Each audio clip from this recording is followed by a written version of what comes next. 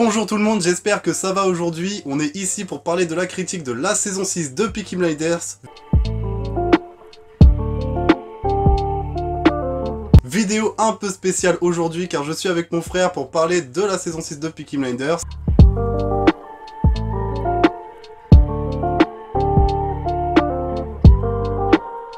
Du coup, la saison 6 s'ouvre directement avec la suite finalement de la saison 5 où Tommy va pour se tirer sur la tempe. Et finalement, il n'y a plus de balles, c'est ça je crois Ouais, parce qu'il y a sa copine, alors je sais jamais comment elle s'appelle. Lizzie je crois. Ouais, c'est ça, Lizzie qui a retiré les balles en fait, avant qu'il sorte dehors avec son Ah, pistolet. exact, elle va le rejoindre et Elle lui balance les balles. elle lui balance dans la les boue, balles. Et elle lui dit là tu peux le faire, un truc comme ça, elle lui a fait passer une leçon un peu en quelque sorte. Ouais, on dirait que c'était un lâche parce que il a ses enfants, il y a Exactement. Lizzie et qu'il les abandonne au premier échec quoi. Ouais voilà, exactement, c'est exactement ça. Et bah moi il y a une petite phase de Tommy qui est tombé sur la boue, tu me diras ce que t'en penses, mais il tombe sur la boue, quand il se relève, il est vraiment une face plein de boue et une face toute clean. Et déjà, première réflexion que je me suis faite, c'est putain, il ferait vachement bien un double face. J'ai trouvé que là, Sean Murphy, je sais pas ce que vous en pensez vous en commentaire, mais je trouve que Sean Murphy pourrait faire un double face plutôt crédible. Surtout qu'il connaît bien les Batman. Bah, surtout qu'il connaît bien les Batman. Bon, il voulait faire Batman à la base, au cas où vous étiez pas au courant, et finalement, il fait l'épouvantail. Il me dit qu'il ferait vachement bien un double face, mais c'est surtout, est-ce que ça illustre pas, parce que j'ai remarqué dans la saison 5 déjà, et dans cette saison 6, on est beaucoup sur l'image, on est beaucoup sur les plans. Le scénario se véhicule beaucoup par les plans qu'on voit en fait, je trouve. Ouais, alors moi ce que j'ai trouvé marrant, c'est que dans la saison 5, t'as beaucoup de plans où il est avec, comment elle s'appelle là, son ancienne femme Grace. Avec Grace, exact. voilà, avec Grace qui apparaît à plusieurs reprises là quand il est défoncé. Il est souvent défoncé, Grace qui apparaît genre en mode je viens te chercher. Et bah justement, Je viens te chercher c'est et tout, dans laquelle saison ça? La 5 5, ouais, c'est exact, l'avant-dernière. Exact. Et c'est vrai que là, dans cette saison-là, finalement, on le retrouve moins. Ouais, Et on le retrouve moins, mais peut-être effectivement c'est parce qu'il a arrêté l'alcool, il a arrêté justement, la exactement. drogue et tout ça. Ouais, c'est vrai. Et du coup, on est beaucoup plus sur comment la musique va se mettre en place, comment les prises vont être faites et les couleurs très sombres dans cette saison 6. J'ai trouvé que c'était vraiment... Là, Peaky Blinders, c'est pas vraiment la série qui va t'émerveiller en termes de couleurs et qui va utiliser beaucoup de couleurs premières. Mais là, par contre, on est vraiment sur la même gamme de couleurs de l'épisode 1 à l'épisode 6, quoi. Effectivement, avec Grace, moi, justement, à la fin de cette saison, je me suis demandé si il avait eu des apparitions de Grace, parce que, en fait, ça se passait dans la saison 5, et j'étais en train de me demander, moi, si ça s'était pas passé dans la saison 6, mais en fait, non, c'est un tableau qu'on voit d'elle. Je pense qu'on peut passer, du coup, à Polly. Polly, l'actrice du coup qui malheureusement est décédée avant même le tournage de la saison 6. Une grande question que je me posais, comment ils allaient du coup inclure la mort de Polly dans cette histoire.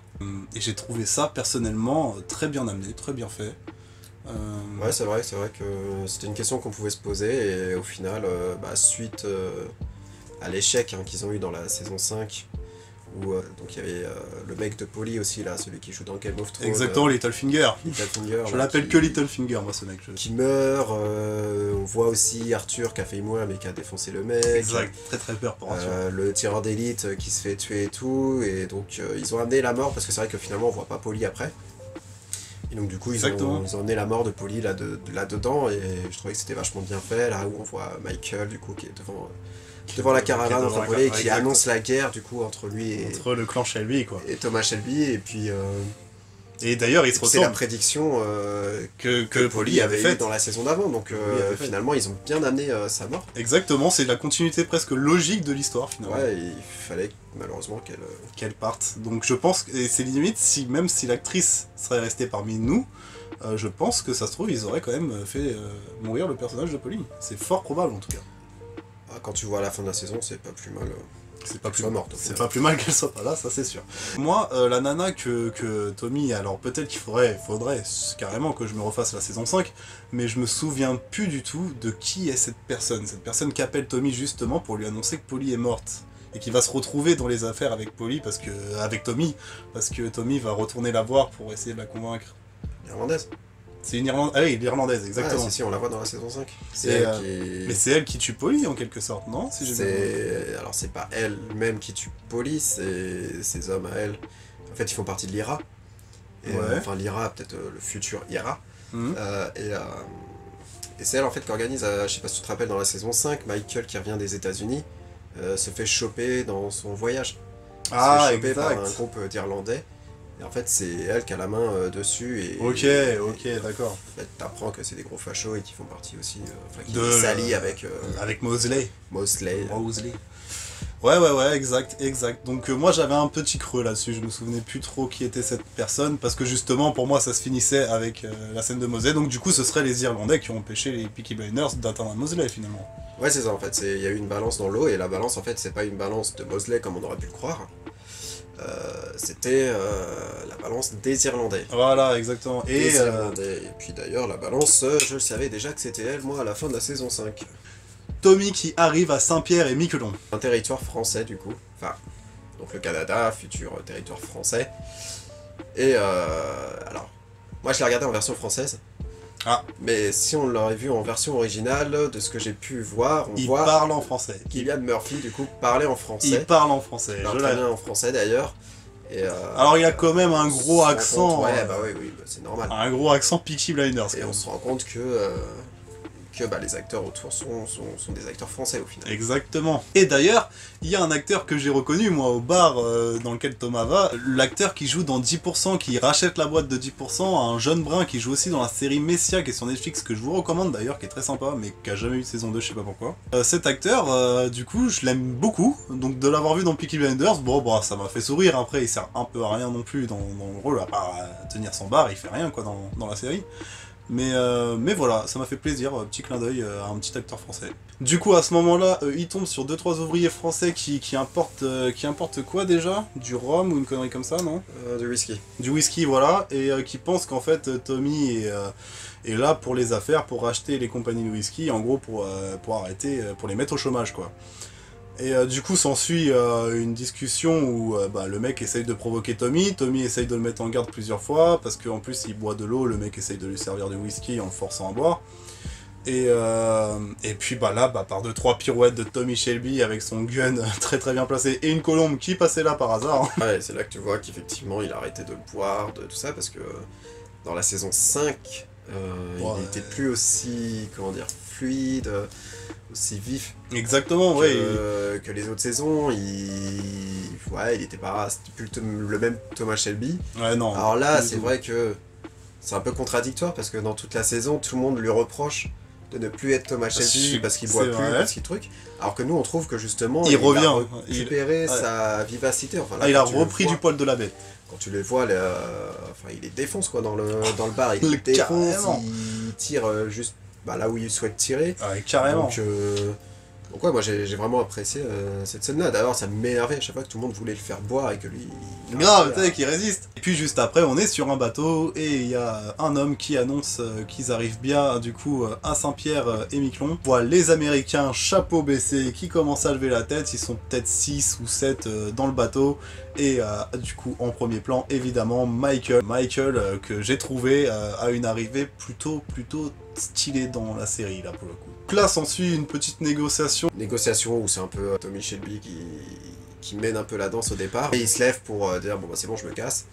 Et l'américain qui lui dit en gros tu partiras quand on aura décidé que tu partiras, tu te rassois, tu vas boire un coup. Il lui donne le verre quand même de whisky. Et là il parle de poésie, alors je sais plus vraiment dans quel contexte, mais je sais qu'il amène la poésie, il leur dit vous aimez bien la poésie, vous voulez que je vous récite un poème, et c'est là qu'il balance qu'il y a une taupe. Exact, c'est en faisant un poème. Exactement. En fait, le mec, je me souviens d'un peu de la scène de la poésie où en fait c'est le ricain qui commence à dire que Michael lui a dit que Tommy apparemment était très amateur de poésie et qu'il en écrivait lui-même. Et pour un peu l'humilier, il lui dit récitez-moi, c'est une poésie. Mais vraiment, l'objectif est de l'humilier là face aux autres américains. Ouais. Et du coup, Tommy Shelby se prête au jeu, se rassoit, commence à citer sa petite poésie qui, effectivement, annonce un traître dans le clan des Américains, et là-dessus s'en va. Et d'ailleurs, il corrige Michael en disant qu'il n'écrit pas de poésie. Shelby, du coup, après la réunion, il piège Michael au final. Oui, totalement, parce qu'il appelle... il appelle du coup... prison, car il a un pote... Un frère d'armes. Un frère d'armes, voilà, français. Sur ce territoire aussi, qui est le shérif, enfin le policier. Oui, c'est ça, c'est l'homme de loi du coin. L'homme de loi du coin, et du coup qu'ils arrêtent Michael sur le port. et que Michael se retrouve en prison une bonne partie de la série. Puis d'ailleurs, sa copine à Michael, l'actrice qui joue dans Le Jeu de la Dame, je sais plus c'est quoi son nom dans la série, dans Peaky, j'arrive pas à me souvenir, qui est du coup la nièce de l'américain. L'américain qui, pareil, je n'ai plus le nom de l'américain non plus. Je sais pas non plus. Et ils m'ont pas forcément marqué ces deux personnages, juste elle, bah voilà, je trouve que pour moi, le résumé de ce personnage à elle, comment dire, une grande gueule. Une messagère. Non, une grande gueule. Je trouve qu'elle a une grande gueule, je trouve que dès qu'elle s'adresse à Tommy Shelby, c'est pour lui dire que, écoute, on te tient là où il faut.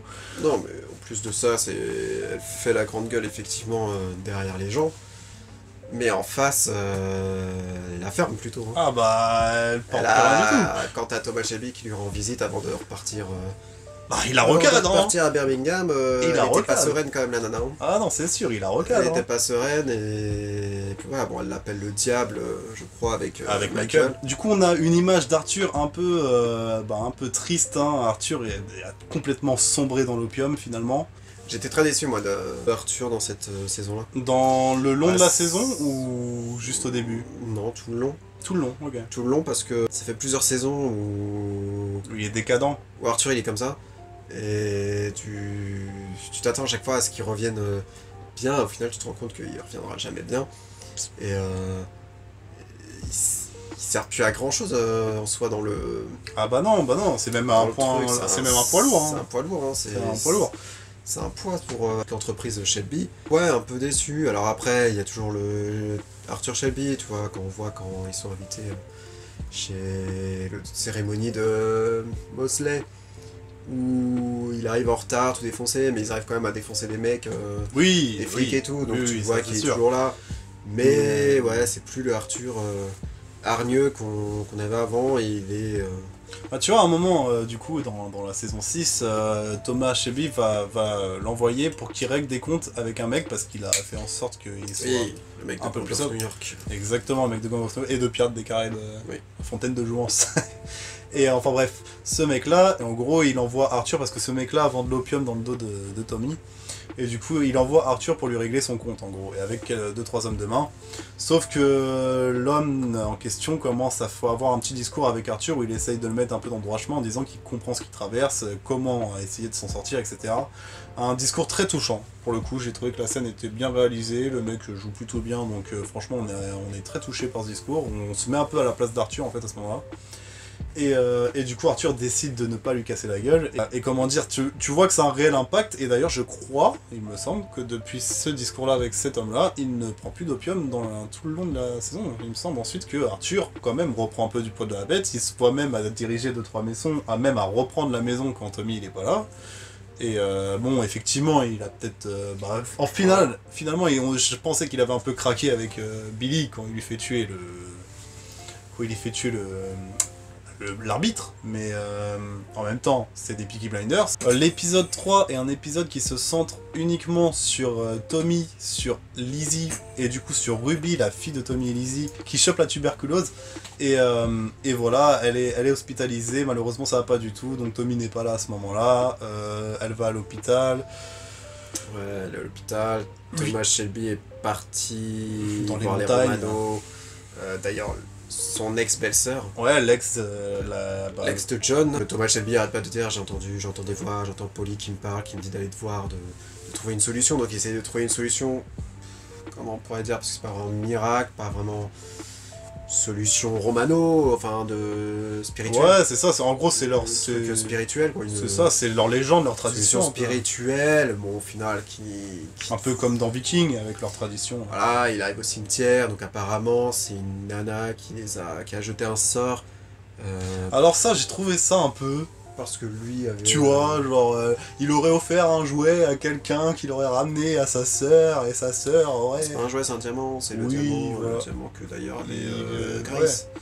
C'est ça, mais c'est l'histoire de faire un lien, je trouve, avec un truc qui a pas forcément besoin de lien, là, c'est tiré par les cheveux. C'est pas forcément le meilleur, donc c'est un truc qu'on peut passer assez C'est un truc qu'on retient pas, vraiment. On peut passer assez rapidement, donc après, ce qu'il faut retenir, je pense qu'effectivement, c'est que tout ce que fait Thomas Shelby ne servira à rien, malheureusement. Et qu'au moment où il rentre, il est tout causant en disant j'ai peut-être trouvé une solution, je payerai tout le monde pour sauver ma fille. Et t'as Lizzie qui était devant l'hôpital en pleurs et qui l'engueule en disant mais t'étais où elle est morte, quoi. Elle est partie, tu vois que... Elle est décédée. T'as un plan sur Tommy très touchant sous la pluie. Ouais, et puis je crois que l'épisode se finit comme ça. Hein, l'épisode se finit comme ça. L'épisode est entièrement sur la mort de Ruby. T'as l'épisode suivant qui commence où t'as le médecin qui cherche absolument à voir Thomas Shelby. Ah oui, et qui cherche absolument à voir Thomas Shelby, donc il passe par sa femme, sa femme lui dit, Lizzie, qui lui dit ouais, t'as un courrier, j'ai eu le médecin, il faut vraiment que tu le rappelles. Exact. Finalement, il le rencontre un peu en secret dans son bureau et qui lui annonce qu'il serait atteint aussi de la même maladie, moins... Alors, bah, en fait, ce serait pas une tuberculose qu'il aurait, mais ce serait un tuberculome. Un tuberculome, c'est... Qui met plus de temps, en fait, à agir, quoi. Ça met plus de temps à agir, mais c'est tout aussi violent, c'est coincé dans le cerveau, et surtout, c'est pas contagieux, contrairement à la tuberculose. Et le truc, c'est qu'ils ont très bien joué le jeu, parce qu'au final, il lui dit qu'il a des visions, etc. Et c'est vrai qu'on voit Thomas Shelby avec il commence à avoir des visions, effectivement. Quand il est... il est au bout d'un moment, tranchées, quoi. Au bout d'un moment, il se retrouve dans les tranchées, il se fait choper, il se réveille dans son bain, enfin, il n'y a rien qui va. Ouais, non, c'est... Et d'ailleurs, juste un petit détail que je voulais vous dire au tout début que j'ai un peu zappé, c'est que au moment justement où la nana l'irlandaise appelle Tommy pour lui annoncer la mort de Polly, on commence à entendre, et on l'entend tout au long de la saison pendant que Tommy a des moments un peu mélancoliques, une respiration dans la musique. Je sais pas si tu t'en souviens, hein. Ah mais ça on l'entendait déjà dans la saison 5. Ok, alors tout autant pour pour de moi. la saison 5 tu l'entends et en fait c'est... Bah t'as l'impression que c'est Grace. Ah ok, parce que justement moi j'avais beaucoup aimé du coup cette façon de représenter musicalement, en tout cas au niveau sonore, la mélancolie de Tommy, et on sent qu'il part un peu dans ses travers, mais c'est surtout que ma copine moi m'avait annoncé une théorie comme quoi, comme dans cette saison en tout cas, donc ma théorie ne marche plus maintenant, mais dans cette saison la respiration on commence à l'entendre quand la nana appelle Tommy, et du coup pourquoi ne serait-ce pas la voix de Polly? C'est possible que ce soit ça aussi, hein, parce que je sais qu'ils avaient fait ça pour Grace. Alors peut-être ils ont fait la même chose pour Polly. Peut-être, mais d'une saison à une autre, non, je pense que t'as raison, on est dans la continuité de ce qu'ils avaient fait avant. On parle un peu du coup de Mosley et de la meuf là. Ouais, un peu chelou d'ailleurs. Parce que la nana de Mosley, moi personnellement, elle m'insupporte. Hein. Vraiment, ouais, chaque fois que je la voyais. Déjà, je crois que c'est physique, hein, elle a une tête. Ouais. Elle a une tête particulière. Et ils font exprès hein, de te la mettre en avant en mode. De toute façon, même lui, il t'énerve, hein, de toute façon. Ah, mais lui, si vous avez suivi un peu sa carrière, c'est vraiment pas son premier rôle. T'as l'impression qu'elle le tient un peu par les couilles, hein, quand même. Carrément. Elle le tient un peu par les couilles. mais pas qu'un peu, hein, j'aurais dire. Et puis elle manipule un peu tout le monde. Un peu tout le monde. Alors après, donc voilà, alors. Certes, bon, ça reste Thomas Shelby, hein, tu sais que c'est pas la première fois qu'il va voir à droite ou à gauche. Ça, c'est sûr. Bah d'ailleurs, je crois qu'au début de la saison, on le voit à Saint-Émiclou avec ouais. Et quand il va voir cette meuf-là, moi, c'est tout de suite ce que je me suis dit, ça fait partie de son plan. Ça fait partie de son plan. Oui, totalement. Il savait, de toute façon. Manipuler fait partie de son plan. Ah, puis elle est la grosse connasse, hein, qui est invitée chez eux et qui balance à Aida. Devant Lizzie. Oui, Lizzie, Aida, qu'est-ce que devant Lizzie, ce qui se passe et tout, donc... Ah mais ignoble, la scène ignoble, tu te dis mais vraiment... Ouais, mais après là, Thomas Shelby les a remis à leur place, hein, en disant que... Parce que je crois que c'est comme Mosley qui arrive, qui dit il va peut-être falloir changer de nana pour pouvoir rentrer dans leur truc là. Et il a dit, quoi qu'il arrive, moi je suis comme vous. Je me suis rendu compte que j'étais comme vous, un gros salopard, un gros connard, voilà, exactement. Et tout. Et il dit, mais par contre, elle n'a rien à faire ici. Voilà, et en fait, ils disent, elle ne te mérite pas, etc. Et il dit, et justement, confirme, elle ne me mérite pas, elle ne mérite pas tout ça, quoi. Effectivement, c'est un peu la scène chelou. Après, tu les vois aussi dans le Parlement, où pareil, et ben justement, c'est là que Mosley débarque pour annoncer son mariage. Pour annoncer le mariage, et qu'il y aura Hitler d'ailleurs. Il parle du chancelier allemand, et on sait très bien que c'est à cette époque-là qui sait. Donc ouais, il y a toute cette phase où Thomas Shelby organise un peu leur rencontre avec l'Américain, qui a un côté très facho aussi, et qui du coup... il veut se faire bien voir pour se mettre dans la poche l'Américain. Et d'ailleurs, l'Américain essaye de mettre en relation, du coup, enfin en tout cas parce qu'il a des contacts avec le président des États-Unis, il me semble. C'est ça. Voilà, et qu'il essaye de mettre en relation les idées de Mosley avec ça. Avec les Irlandais aussi, hein, c'est pour ça qu'il a avec les Irlandais aussi. fait en sorte que la nana soit là. Voilà, aussi, on en parlait tout à l'heure, c'est exactement pour ça. Présente à ce moment-là, donc... Voilà, et puis il y a aussi Thomas Shelby, entre-temps, qui retrouve... un personnage que j'aime beaucoup moi dans cette série, Alfie Solomon. Tu vois pas beaucoup, hein, tu vois je crois au 3e ou 4e épisode. Il me semble que c'est l'ouverture au dernier épisode. Et tu le vois au dernier épisode, exactement. Donc, et en fait, tu vois qu'il est déjà en train de... Thomas Shelby a déjà préparé son plan. Ah, carrément. Il a dit, il lui a dit dans dans l'épisode 2, en faisant un marché avec lui, du coup, en soum-soum, hein, derrière le dos de Mosley, etc. Alors, Il lui dit, Thora... Je suis pas sûr que ce soit l'épisode 2, parce qu'il me semble que Thomas... Si, c'est est déjà l'ouverture au de l'épisode courant. 2. C'est l'ouverture de l'épisode 2, je crois. Ou sinon, c'est la fin de l'épisode 1, mais c'est... Parce que Thomas est déjà au courant qu'il est malade quand il parle avec... Alors, avec non. Solomon. Alors, non. Non, la discussion qu'il a, la toute première discussion qu'il a où il arrive et Solomon écoute de l'opéra, là, dans ses caves avant, là. Ça, c'est soit l'ouverture de l'épisode 2, soit la fin de l'épisode 1. Il me semble qu'il le revoit à un moment donné et il est malade et il parle de la mort. Tu te confonds pas avec la fin de la 5, justement? Non, parce qu'il est pas malade encore. Ah, là, Thomas Shelby. Ah oui, non. Bah non, c'est à la fin de la 6. C'est quand ils sont au bar... Ah oui, c'est ça. Pas trop envie de spoiler tout de suite, mais c'est à la fin de la 6. Et du coup, oui, Alfie Solomon, du coup, il lui dit qu'en gros, il aura son coup de théâtre, sa dernière grosse mise en scène à lui offrir. L'épisode 6 arrive, l'épisode final, l'épisode où il va quand même se passer pas mal de choses. On a eu pas mal de stress, on va dire. Hein. À savoir que Thomas Shelby se sait, ou se croit, mourant. Et du coup, toutes les actions qu'il fait sont pour mettre un terme à ce qui se passe, en fait. Et il sait que de tous les cas, il ne prend pas de risque vu qu'il va mourir. Donc il essaye quand même de mettre tout en place parce qu'il va mourir, parce que je crois qu'il se sépare d'ailleurs de Lizzie et de son fils. Hein. Ah oui, totalement. Lizzie s'en va et son fils veut partir avec, mais je crois qu'il part avec, parce que à la base Lizzie n'est pas la mère de Charlie. Mais il part vraiment avec finalement son fils? Ouais, si, il part avec, mais après il le retrouve. Ouais, on est d'accord qu'il y a une petite scène à la fin où... Donc voilà, on n'a même pas parlé de ça, mais c'est vrai que quand il va voir sa belle-sœur pour rechercher justement le remède miracle, etc., à la mort de la fille, il retrouve la belle-sœur pour la payer, et il y a son elle lui annonce qu'il a un fils. Exactement, Duke. Qu'il a un fils d'une nana dont... Heureux, voilà, encore... On va un peu avancer vite. Il peut avoir un fils de n'importe où, Tommy, de toute façon. Et sa nana, cette fameuse nana est morte, hein, et du coup le fils est tout seul. Oui, il récupère son gamin. Et qui s'appelle Duke, qui cherche un peu sa place, mais qui à la fin la trouve pas mal sa place, je trouve. J'ai franchement bien aimé Duke, tu vois. Ouais, il met du temps. Thomas Shelby fait comprendre que Charlie, ce sera plutôt son fils qui fera les choses bien. C'est ça, qui sera dans la lumière. C'est plutôt le côté obscur, enfin, on va dire ça. C'est ça, lui, Charlie est dans la lumière, lui c'est un peu le fils un peu officieux, quoi. Donc voilà. Et donc du coup, Duke carrément qu'on a oublié. Et une autre scène aussi qu'on a oublié, c'est que personne ne sait pour Tommy Shelby, sauf une personne, parce qu'il a géré à ce moment-là la Shelby Company, et est tombé sur les radios de Tommy. Il s'agit d'Arthur, et j'ai trouvé la scène m'a déchiré le cœur. La scène m'a totalement déchiré le cœur. C'est-à-dire que Arthur trouve les documents, commence à en parler avec Tommy. Tommy ne lui fait que parler de business. Arthur, il lui dit va te faire foutre, j'en ai rien à foutre de ton business, là, on est en train de parler de toi, de ta vie, t'es en train de mourir. Mais il ne l'écoute pas. Tommy est absolument à fond dans son business, comme à son habitude. Hein. Finalement, il a toujours fait ça, à peu près, même quand c'était la plus grosse douille, il continuait de parler business. Sauf que là, Arthur fond totalement en larmes, parce qu'en plus il parle de John, il évoque John et il commence à dire qu'il peut pas perdre Tommy, il commence à les insulter en fait. Il dit bande d'enfoirés, vous pouvez pas m'abandonner, etc. Du coup Tommy quand même s'arrête, prend son frère dans ses bras, et j'ai trouvé ça très touchant, et c'est vrai que ça aurait été dommage de ne pas en parler du coup, parce que j'ai vraiment trouvé cette scène entre les deux frangins très touchante. À l'épisode 6, oui, effectivement, il se passe pas mal de choses. T'as une partie où il programme son plan dans le bar avec tous les Peaky Blinders. Ouais. Rainey, il programme son plan, donc à savoir qu'ils vont organiser une fête. Enfin, ils font croire. Ils font croire qu'ils vont organiser une fête chez Thomas Shelby pour détruire sa maison d'ailleurs. Voilà. Donc il dit que vous pouvez récupérer le vin, vous pouvez vraiment vous lâcher. Et d'ailleurs, venez, arrivez.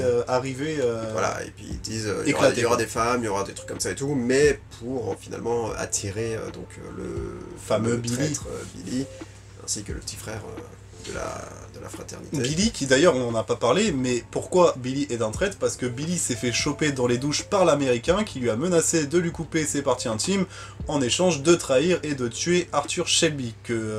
Il s'occuperait... Non, attends, si c'était ça, c'était de livrer Arthur Shelby sur un plateau. Je pense que Tommy avait déjà prévu son coup. Et oui. Pour moi, je pense qu'il le savait déjà, c'est là qu'il s'est balancé. Mais c'est ça qui est jouissif en fait. Ils ont pas mal insisté avec lui quand même. Ah oui, carrément.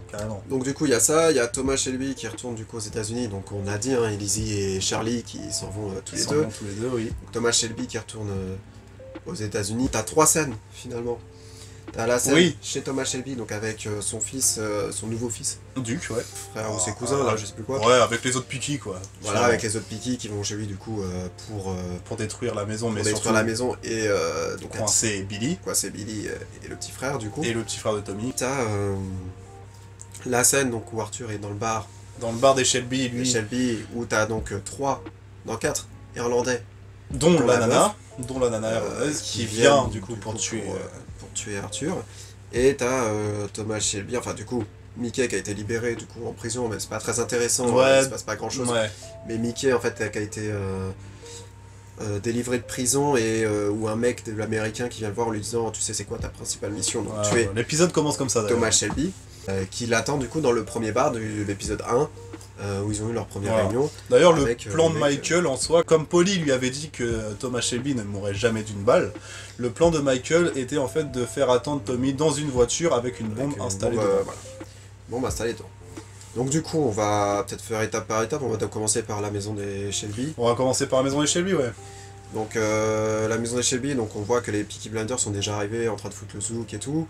Donc t'as le frère et Billy qui arrivent à ce moment-là et qui comprennent pas trop parce qu'ils sont en train de foutre le bordel dans la maison, donc c'était pas prévu à la base, c'était une fête avec puis des surtout femmes. qu'il n'y a pas trop d'alcool et tout, ils se rendent compte que bon, c'est pas grosse ambiance quoi. Et au final, bon, ils font comprendre que c'est le traître, que Billy est le traître et tout, et du coup ils disent au frère de Tommy, moi non plus, j'ai un au frère, donc au petit frère de Billy, si t'es un Peaky Blinders, tu le tues. Tu dois le tuer. Tout simplement. Et là il refuse, il met son arme vers Duke. Parce qu'il faut savoir que c'est Duke qui met l'ultimatum au frère de Tommy. Donc du coup son frère s'énerve un peu en disant mais t'es qui, tu fais pas partie de la famille. Ça fait 3 semaines que t'es là frère, qu'est-ce que tu veux quoi. Etc. Et là, à ce moment-là, bah, il tire. Hein. Il tire envers l'arme n'est pas chargée. L'arme n'est pas chargée, donc il tire et là du coup, je sais pas s'il le pousse ou lui met un point. En fait, il tire, il tire 2 coups. Il tire 2 coups et en fait après Duke lui reprend son arme. Et il lui dit, et là j'ai trouvé ça très fort, Charlie, tu vois Charlie, celui qui tient les chevaux avec le gars un peu débile là. Et bah ce mec là a dit à Duke, je sais comment fonctionnent un peu les Shelby, il lui a dit ne mets pas les 2 premières balles dans le flingue, ne les mets pas, tu vois. Et du coup Duke nous ressort cette fameuse phrase de Charlie et il dit ah là là, oncle Charlie a vraiment tout prévu. Duke lève son flingue et nous bute Billy. Donc du coup Duke est clairement devenu un Peaky Blinders. Et il fait comprendre au petit frère de qu'il est banni. Il n'est plus un Peaky Blinders. Voilà, c'est fini pour lui. Et il menace en disant... et j'ai l'impression d'ailleurs que Arthur et Tommy n'ont absolument aucun état d'âme pour ce petit frère. Hein. Vraiment, il n'y a aucun feeling entre lui et les autres. Quoi. Et voilà, donc ensuite on tombe sur Arthur qui va boire... Donc, qui sera avec Charlie d'ailleurs, ce fameux Charlie dont je parlais. T'as les Américains qui rentrent... non, les Irlandais. Qui rentrent dans le bar avec la meuf et qui cherchent un peu partout Arthur, hein, qui s'était caché au final parce qu'il savait qu'il était dans le coin, il était dans un coin. En fait, on pense qu'Arthur est en train de boire dans un coin du truc quand ils arrivent, et au moment où ils ouvrent la porte, et bah c'est pas dans le même espace-temps, du coup ce n'est plus Arthur, mais c'est Charlie justement, et Charlie va commencer à les flinguer, ils vont commencer à sortir du truc. Ils se flinguent, ils tirent un peu partout, des enfants qui passent, ils s'arrêtent de tirer. Ouais. Et là à un moment donné, il craque. Alors Arthur s'est fait tirer dessus, hein, donc il est un peu sur l'épaule, je crois, un truc comme ça. Et à un moment donné, ils en ont marre, ils mettent leur masque. Ah ouais. Ils lancent les grenades. Ah ouais, et là le flow. Poum, ils meurent tous. C'est grave, tous les Irlandais. Un par un, il arrive devant la meuf. Je sais plus ce qu'ils font la meuf. Mais je crois qu'ils lui font rien, il lui met le masque. Il lui met le masque parce qu'elle est en train d'agoniser. Je crois qu'il la tue après. Ah oui, après il la tue. Mais par contre, à noter, les Peaky Blinders chient la classe quoi qu'il arrive, parce que là, avec le masque et le costard et tout, franchement, Arthur, il envoie du pâté. Et à savoir qu'il y avait toujours donc, le prêtre noir là qui est avec les Peaky Blinders qui était là en train de tirer aussi, parce que c'est vrai que tu disais, il y avait des matchs, tu savais pas trop. Je suis d'accord avec toi, et à un moment donné, on avait vu que le sniper des méchants finalement. Arthur, à ce moment-là, tu vois, il m'a pas déçu du tout, là au contraire, je trouvais qu'on remettait un peu en avant ce personnage. Ah oui, non, là pour le coup, moi il m'a déçu tout au long de la série, mais après cette scène-là... Ouais, voilà, je veux dire, c'est qu'à la fin, il reprend un peu du gap, ça m'a fait un peu penser, alors pas à ce point non plus, mais à la fin avec Lucas Changreta, où pareil, Arthur, t'as l'impression qu'il faisait plus grand chose à la série, il arrive et c'est lui qui met la balle décisive à Lucas Changreta. La scène de Thomas Shelby, qui arrive avec du retard parce qu'il y a eu une petite tempête dans l'avion, donc il arrive un peu de retard dans le bar, Donc au final, il voit qu'il demande un verre de whisky. Ouais, bah là, à ce moment-là, En fait, qu'il venait d'apprendre qu'il allait mourir, donc il s'est remis à boire.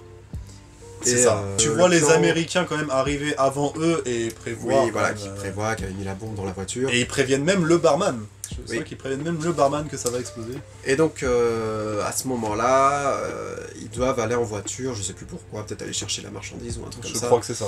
Donc, il y a tous les Américains qui montent dans l'autre voiture, et Michael et Thomas Shelby qui vont dans la première voiture. Et Michael qui dit « Ah, attends, j'ai oublié, je sais plus mes clopes » ou un truc comme ça, donc il retourne dans le bar. Et tu vois que Tommy qui s'impatiente, qui regarde dans la voiture.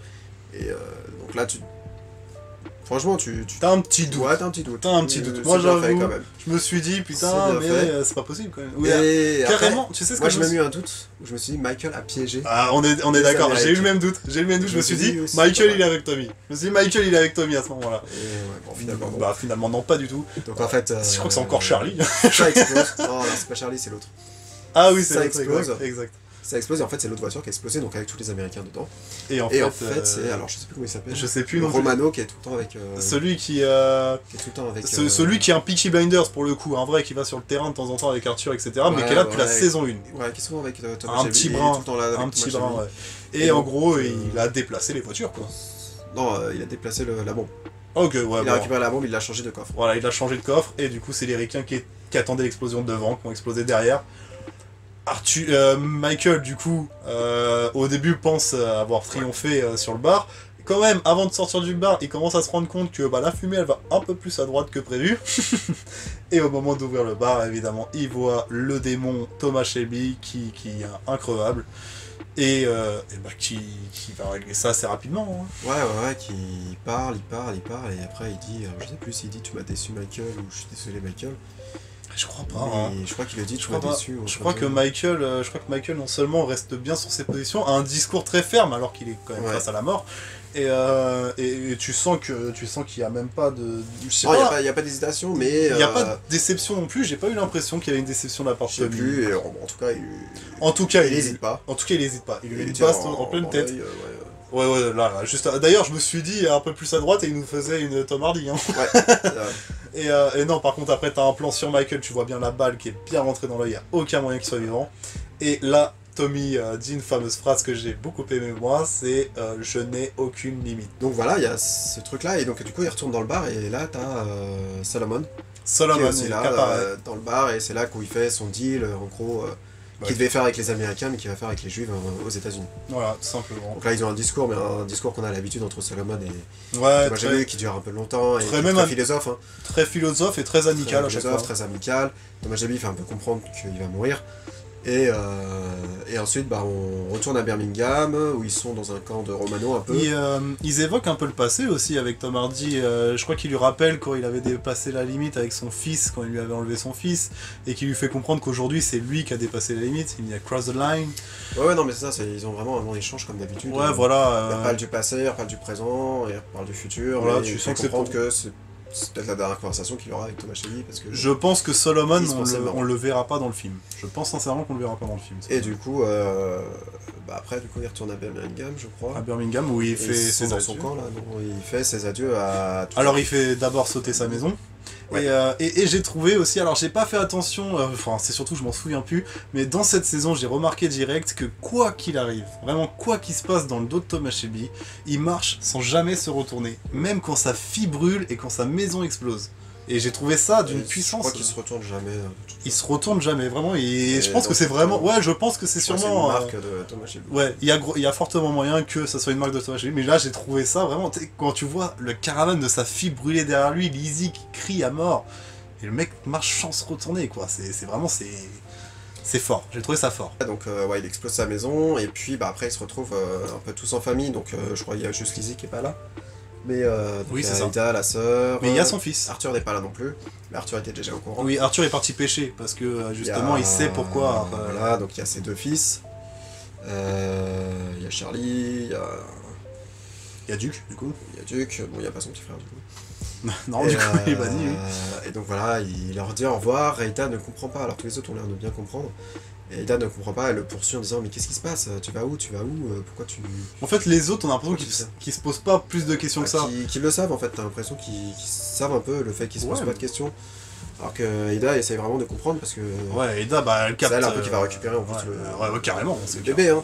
Puis elle va récupérer même la... Enfin, Aida, on sait qu'elle va gérer le business hein, derrière aussi. Ah bah oui, non, carrément. Tommy comment dire, s'isole avec sa caravane dans les montagnes et décide de mettre fin à ses jours en fait. Ouais. Donc oui, il va se suicider dans sa caravane, enfin il commence à sortir les armes, il pose ses bagues, il pose tous ses bijoux. Voilà, il fume une dernière clope. Il fume une dernière clope. Et donc encore une intervention divine, on aurait dire, avec Thomas Shelby. Ouais, grave, sa fille qui apparaît, ouais, qui court vers lui. Qui lui dit... tu n'es pas malade. Tu ne vas pas mourir, quoi, c'est pas ton jour, ouais, c'est pas ton heure et tout. Et lui qui dit bah si, je suis malade et tout. Et elle lui dit non, tu n'es pas mourant, tu n'es pas malade. Et elle lui dit un truc avec le feu. Le journal. Elle lui dit un truc avec le feu. Elle lui dit tu n'es pas malade, rapproche-toi du feu et tu sauras. Un truc comme ça, genre. Je crois qu'elle dit regarde le journal. Ou non, je t'assure que ça joue avec le feu. Je t'assure que ça joue avec. Elle lui dit retourne au feu ou un truc comme ça. Vraiment, c'est rapproche-toi des braises. C'est un truc comme ça qu'elle lui dit. Et en se rapprochant des braises, il y a le journal qui est en train de brûler. C'est là qu'il le prend et qu'il voit la photo du mariage de Mosley à Berlin. Avec Hitler et tout. Et le fameux docteur qui lui a annoncé sa tuberculose. Et du coup, la série se conclut sur le retour de Tommy Shelby qui va avoir ce fameux médecin qui ne le tue pas d'ailleurs. Qui ne le tue pas, qui lui fait faire passer un message. J'ai vraiment cru qu'il allait mourir pour le coup, le médecin. Et je me suis dit, putain, t'as tué Michael, tu tues pas le médecin. Ouais, mais c'est pour qu'il fasse passer le message. C'est pour qu'il fasse passer le message. Il est au courant. Voilà, en fait, il a toujours des plans. Et par contre, en fait, très stylé. Voulait qu'il se suicide. Voilà, très stylé. C'est comment il le fait comprendre, je trouve. C'est quand il leur dit, en fait, vous vous êtes dit que le seul moyen de tuer Tommy Shelby, c'est Tommy Shelby himself. Et ça, j'ai trouvé méga stylé, quoi. Parce que ouais, c'est le seul moyen de tuer Tommy Shelby. Puis ça se finit, je crois, c'est sa caravane qui brûle. C'est ça se finit vraiment sur le plan de caravane. Il y a un mec qui vient brûler sa caravane, parce qu'il s'est garé. Tous ses bijoux et tout. Il s'est garé devant chez le médecin, quoi. Et d'ailleurs, il a failli de se faire flinguer, le mec qui a brûlé. Mais voilà, en gros, ça se termine là-dessus, sur le retour de Tommy Shelby avec une saison où, du coup, on avait. Alors, la saison 5, il se cherche un peu, hein. Je trouve que dans la saison 6, justement, au contraire, lui, il sait exactement où il veut aller. Et c'est là que c'est très fort, parce que plus personne ne le suit, Tommy. Plus personne. Parce qu'il se sait mourant. Il se sait mourant, donc il sait où il va. Mais t'as quand même l'impression qu'avant qu'il ait la tuberculose, il est quand même bien décidé dans ses affaires avec Mosley. Pour résumer, moi cette saison 6, j'ai beaucoup aimé, j'ai trouvé ça franchement sympa. Et elle est très, comment dire, dans le message, dans la, on va dire dans quelque sorte dans la poésie, mais c'est vraiment l'interprétation de l'image qui fait beaucoup cette saison 6 en tout cas, je trouve. Ouais, non, c'était une bonne saison de Peaky Blinders. C'est vrai qu'avec la saison 5, j'avais un peu peur. Mais au final on s'accroche. Exactement. Ça se tape bien. On a plus de risques que dans la 5. Ça reste Peaky Blinders quoi qu'il arrive. C'est ça quoi, ça en jette. Les musiques, comme d'hab, sont excellentes. Les plans sont très très... Alors, il y a juste petite parenthèse, un plan m'a fait rire, je sais pas ce que vous en pensez, je sais pas ce que t'en penses non plus, mais au bout d'un moment, il y a un plan dans la maison de la nana de Michael, où elle est au bar, la caméra est de loin, et la caméra se rapproche d'elle. Vraiment, la caméra est au bout de la pièce, et elle se rapproche d'elle, et ça fait un... Je sais pas, je trouve que ça fait un plan bizarre, je trouve que ce plan... Je me rappelle plus. Non, ouais, c'est vraiment un plan en particulier, peut-être que certains verront de quoi je parle, mais en tout cas, ce plan-là m'a fait rire. Sinon, sinon très très bien. La mise en scène est excellente, et les acteurs, hein. Ouais, bah, toujours les mêmes. Les acteurs font le travail, ça on le sait, hein. Du coup, voilà, c'est tout pour cette petite vidéo critique. Donc, il y aura plusieurs formats où je serai pas tout seul, comme ça, je serai avec mon frangin, je serai avec ma copine ou d'autres personnes. Donc, si ça vous plaît, n'hésitez pas à me le dire. Surtout, n'hésite pas à t'abonner si t'as aimé, n'hésite pas à liker la vidéo. Et merci beaucoup d'avoir regardé, prends soin de toi et à la prochaine. Ciao!